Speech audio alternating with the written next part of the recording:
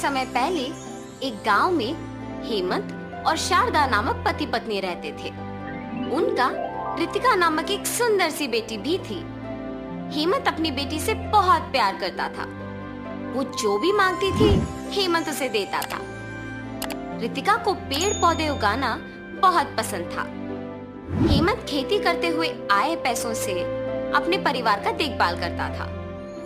एक दिन जब रितिका पाठशाला से वापस आ रही थी, उसे रास्ते में एक आदमी आम के पौधों को बेचते हुए नजर आता है।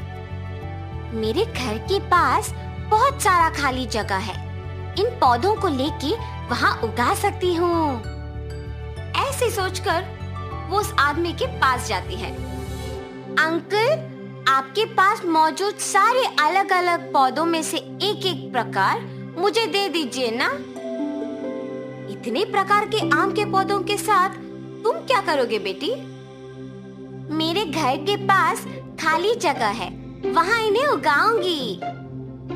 ठीक है बेटी। ऐसे वो उस आदमी के पास के सारे प्रकार का एक एक पौधा लेके जाती है। रितिका उन पौधों को लेके अपने घर के पास लगाती है। एक दिन हेमंत उस खाली प्रदेश में मौजूद आम के पौधों को देखता है। अरे, इस खाली स्थान में पौधे कहाँ से आए? अगर ये पौधे पेड़ बन गए तो उनके जड़ों की वजह से ये घर बनाना मुश्किल हो जाएगा। कभी ना कभी मुझे इस स्थान में एक घर बनाना ही होगा। ये फैसला करके उन पौधों को निकालने ही जाता है जब उसकी बेटी रितिका वहां आके देखती है। पापा, आप उन पौधों को क्या कर रहे हो? इस स्थान में एक बड़ा घर बनाना है ना बेटा। ये पौधे जब पेड़ बन जाएंगे तो उन्हें निकालना मुश्किल हो जाएगा, इसीलिए उन्हें अभी निकाल दे रहा हूँ।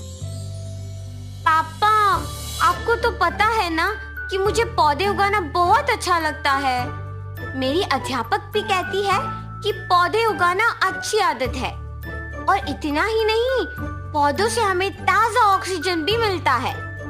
मुझे इस खाली स्थान में पौधों को उगाना है, मेरे लिए इन्हें रहने दीजिए ना।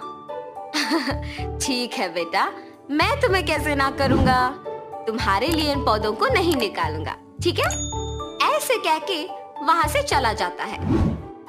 तब से रितिका उन पौधों को ध्यान से पानी डाल के उनका ख्याल रखती है। कुछ सालों बाद वो पौधे बड़े आम के पेड़ बन जाते हैं और बहुत सारे आम देते हैं। ये देख रितिका बहुत खुश होती है। अरे वाह, बहुत आम आए हैं, और वो भी इतने प्रकार के। बाहर खरीदने की जरूरत भी नहीं है। उसी साल में हेमंत की खेती में पानी ना रहने के कारण फसल नहीं आता है, और उसे समझ नहीं आता है कि वो उसका कर्ज कैसे चुकाएगा, और इस सोच में पड़ जाता है।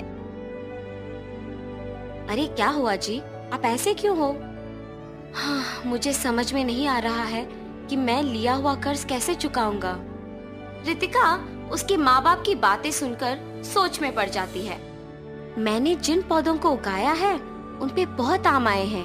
अगर उनको बेचेंगे तो बहुत पैसे आएंगे। मुझे ये बात पापा को बताना है।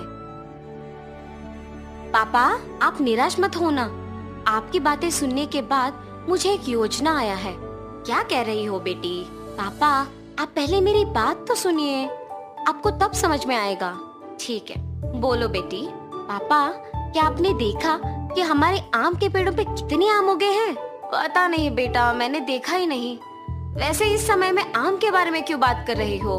एक बार सोचिए तो पापा, उन आम को अगर आप बेचेंगे तो बहुत पैसे आएंगे। अरे हाँ, ये तो बहुत अच्छा सोच है बेटी। मुझे तो उन पेड़ों के बारे में याद ही नहीं आया। बसंत का मौसम होने के कारण ये सोच के ज्यादा पैसे देंगे कि आम जल्दी आ गए, इससे हमारा कर्ज भी चुका सकता हूँ।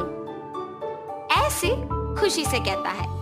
अगले दिन सुबह हेमंत उन पेड़ों के पास जाकर सारे आम को इकट्ठा करता है, एक बंडी पे लगा के बेचने लगता है।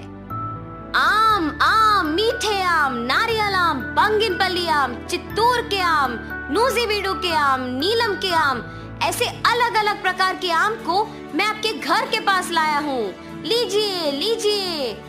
बसंत के मौसम में इतने प्रकार के आम आने पर सभी ये सुनकर आम खरीदने आते हैं। बाबू, 1 डजन बंगिनपल्ली के आम का क्या दाम है? डजन आम 120 के है जी।